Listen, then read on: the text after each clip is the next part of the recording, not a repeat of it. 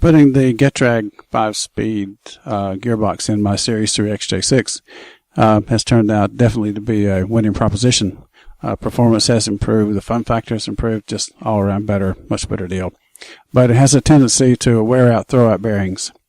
In the 50,000 miles I've been driving it, I've worn out 4, and the last one only lasted 6,000 to 7,000 miles.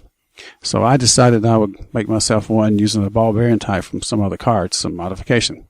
So those of you who know why I shouldn't have done this, just go ahead and giggle right now, because I went ahead with it anyway.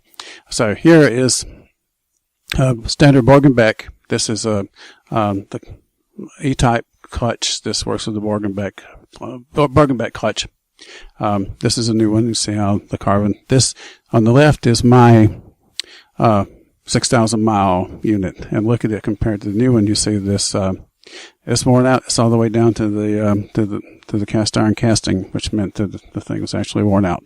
So here I pressed the carbon out of a new one, and so this is the Borg & Beck. The carbon just presses right out and leaves you with this cast iron casing here. Jaguar uses 2 clutches on the E-type. One of them is the Borg & Beck, which is a 10-inch clutch, and they also use a 9.5-inch Laycock. This piece here is from the Laycock. It actually is larger in every dimension, plus it's thicker when it's assembled than the Borg & Beck. So the assembly I'm using is going to be thicker, so I had to switch over to the Laycock 9.5-inch clutch. It's got a softer push, so actually I might have been okay just with a standard Laycock clutch. I got longer service out of them. Here are the two carbon bearings. You can see the difference. The Laycock is thicker, it's bigger in diameter, and like I said, I probably would have gotten better service just using this clutch. It's actually easier to push in as well, so it puts less strain on the bearing. The bearing I used was a Bauer 614013. No idea exactly what it came off of. It was just I chose it by size. So 614013 Bauer. Here you see I'm trying to fit it into the Borg & Beck casting, and it doesn't fit. So the small size is not right. So I put it into the Laycock, and there's plenty of room for it to spin freely inside of the Laycock casting. So this is the one I have to use. So therefore, got to go with the Laycock clutch. No problem. So, and there's the working surface of it. So first thing I did, I have a friend who has a lathe, and he was kind enough to smooth out the inside of this thing so we have a nice circular surface inside that we can press something into. And he also cut the bearing down so it's nice and round. There was a little tab on there you can see that was used probably to keep it from spinning in this original application. He also made me an aluminum spacer piece. The little part that's sticking up here is the part that will center the bearing inside of the cast iron casing. This is the back side. This part right here. That ring will keep it centered. So what we do is we put it together like this. The bearing comes in from the front, and then this piece will be actually pressed down onto the back of it to hold it in place. The aluminum piece that we made was it was round, so it wouldn't fit down between the ears on the casting. So I got out my grinder and proceeded to chop it up. Not very smooth, but it actually works fine. And here I have it assembled. The aluminum is pressed into the cast iron casing. Now it's ready for the bearing.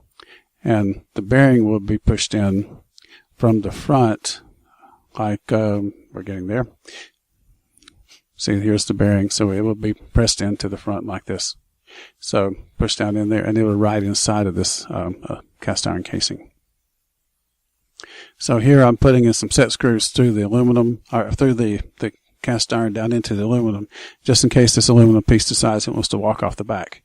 Because if it came off, the whole thing would just come apart. So it's got to stay together. And here I have, this is assembled. You see it next to a new Laycock bearing.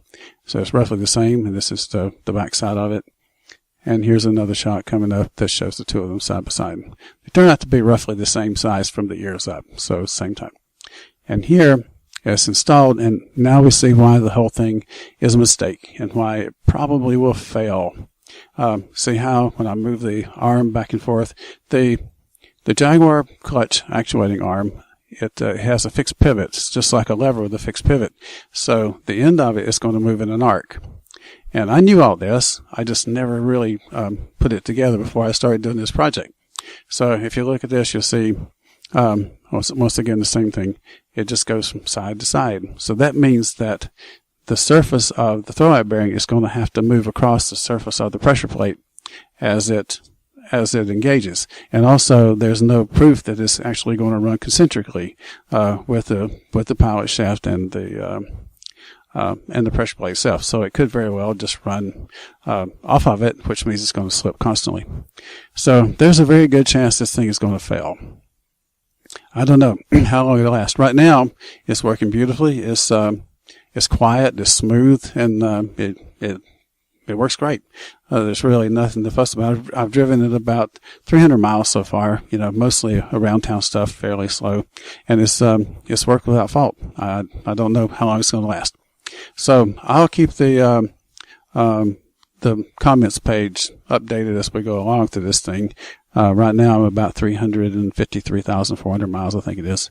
And so we'll see how long this will last. I'm pretty sure it's going to fail, but you never know. So anyway, you guys take care, stay cool, and happy motoring.